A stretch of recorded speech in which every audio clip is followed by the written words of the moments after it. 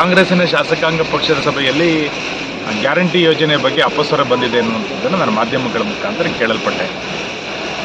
ಸರ್ಕಾರ ಈ ಗ್ಯಾರಂಟಿ ಯೋಜನೆಯನ್ನು ಅನುಷ್ಠಾನಕ್ಕೆ ತರುವಂಥ ಬರದಲ್ಲಿ, ತರಾತುರಿಯ ಬರದಲ್ಲಿ ಅಭಿವೃದ್ಧಿ ಯೋಜನೆಗಳನ್ನು ಸಂಪೂರ್ಣವಾಗಿ ಕಡೆಗಣಿಸಿರುವಂಥದ್ದು, ಅದರಲ್ಲೂ ವಿಶೇಷವಾಗಿ ಮೂಲಭೂತ ಸೌಕರ್ಯಗಳನ್ನು ಸಂಪೂರ್ಣವಾಗಿ ಕಡೆಗಣಿಸಿರುವಂಥದ್ದು ಈ 2.5 ವರ್ಷಗಳಲ್ಲಿ ಇಡೀ ರಾಜ್ಯದ ಜನರಿಗೆ ಅರಿವಿಗೆ ಬಂದಿದೆ. ಕಾಂಗ್ರೆಸ್ ಶಾಸಕರಿಗೂ ಕೂಡ ಅರಿವಿಗೆ ಬಂದಿದೆ. ಹೇಗಾದರೂ ಮಾಡಿ ಇದನ್ನು ಪ್ರತ್ಯಕ್ಷವಾಗಿಯೋ ಪರೋಕ್ಷವಾಗಿಯೋ ಇದನ್ನು ನಿಲ್ಲಿಸಬೇಕು ಅನ್ನುವಂಥದ್ದು ಕಾಂಗ್ರೆಸ್ನವರೇ ಬೇರೆ ಬೇರೆ ಸಂದರ್ಭಗಳ ಉಲ್ಲೇಖ ಮಾಡಿದ್ದಾರೆ. ಮಂತ್ರಿಗಳು ಕೂಡ ಇದರ ಬಗ್ಗೆ ಉಲ್ಲೇಖವನ್ನು ಮಾಡಿದ್ದಾರೆ. ಸರ್ಕಾರ ಎರಡನ್ನೂ ಕೂಡ ಸ್ಪಷ್ಟಪಡಿಸಬೇಕು. ಗ್ಯಾರಂಟಿ ಯೋಜನೆಗಳನ್ನು ನೀವು ಮುಂದುವರಿಸ್ತೀರಾ, ಇದನ್ನು ಮುಂದುವರಿಸುವಂಥ ಜೊತೆಯಲ್ಲಿ ಅಭಿವೃದ್ಧಿ ಯೋಜನೆಗಳಿಗೆ ಹೇಗೆ ಹಣವನ್ನು ಹೊಂದಾಣಿಕೆ ಮಾಡ್ತೀರಿ?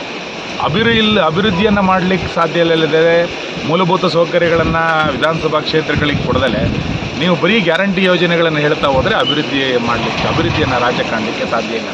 ಉದಾಹರಣೆಗೆ ಯಾವುದೇ ಇಂಡಸ್ಟ್ರಿಗಳು ಇವತ್ತು ಕರ್ನಾಟಕಕ್ಕೆ ಬರ್ತಾ ಇಲ್ಲ. ವಿದ್ಯುತ್ತಿನ ಬೆಲೆ ಗಗನಕ್ಕೇರಿದೆ. ಕಳೆದ ಬಾರಿ ಬೆಳಗಾವಿ ಅಧಿವೇಶನದಲ್ಲಿ 24ರ ಅಧಿವೇಶನದಲ್ಲಿ ಸರ್ಕಾರ ಪ್ರಾಕೃತಿಕ ವಿಕೋಪಕ್ಕೆ ಒಂದೊಂದು ವಿಧಾನಸಭಾ ಕ್ಷೇತ್ರಗಳಿಗೆ 10 ಕೋಟಿ ರೂಪಾಯಿ ಅನುದಾನವನ್ನು ಶಾಸಕರಿಗೆ ಕೊಟ್ಟಿತ್ತು.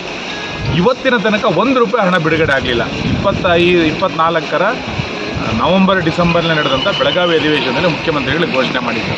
ಜನವರಿನಲ್ಲಿ ಆರ್ಡರ್ ಆಯಿತು. ಇವತ್ತಿನ ತನಕ ₹1 ಹಣವನ್ನು ಶಾಸಕರ ಕ್ಷೇತ್ರಗಳಿಗೆ ಕೊಟ್ಟಂಥ 10 ಕೋಟಿ ರೂಪಾಯಿ ಅನುದಾನದಲ್ಲಿ ₹1 ಬಿಡುಗಡೆ ಮಾಡಲಿಲ್ಲ. ಒಂದೊಂದು ವರ್ಷ 10 ಕೋಟಿ ರೂಪಾಯಿ ಅನುದಾನವನ್ನು ಬಿಡುಗಡೆ ಮಾಡಲಿಕ್ಕೆ ಸರ್ಕಾರ ಈ ರೀತಿ ಒದ್ದಾಡಿದರೆ ಇನ್ನು ಅಭಿವೃದ್ಧಿಯನ್ನು ಕಾಣಲಿಕ್ಕೆ ರಾಜ್ಯದಲ್ಲಿ ಸಾಧ್ಯ ಇದೆ. ಹಾಗಾಗಿ ಸರ್ಕಾರ ಇದನ್ನು ಸ್ಪಷ್ಟಪಡಿಸಿದೆ.